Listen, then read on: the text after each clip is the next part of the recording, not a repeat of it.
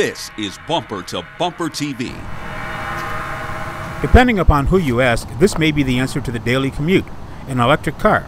It's powered not by gasoline, but rather volts, watts, and amperes. So a chance to try out the Nissan Leaf for a week provided a real-world test of what does and doesn't work. The Leaf, like its competitors, uses a dual-mode charging system. One mode requires an industry-standard 220-volt connector and a special charger. The second uses a connector linked to a transformer and in turn a 3-conductor 110-volt plug. In an ideal world, the 220 system can fully charge a battery in less than 3 hours. But in our real-world test, we found it took about 10 hours to top off the battery using the 110 outlet. It's about the same amount of power it takes to run a television set for about the same time.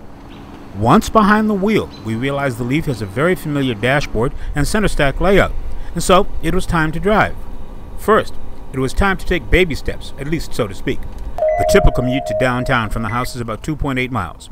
No sweat for starters. But a trip to Midtown and a stop at the grocery store got adventurous, racking up about 10 miles in all. That was easy enough. But what happens when the trips involve going across the metro area and back, even though the readout indicates a range of 113 miles?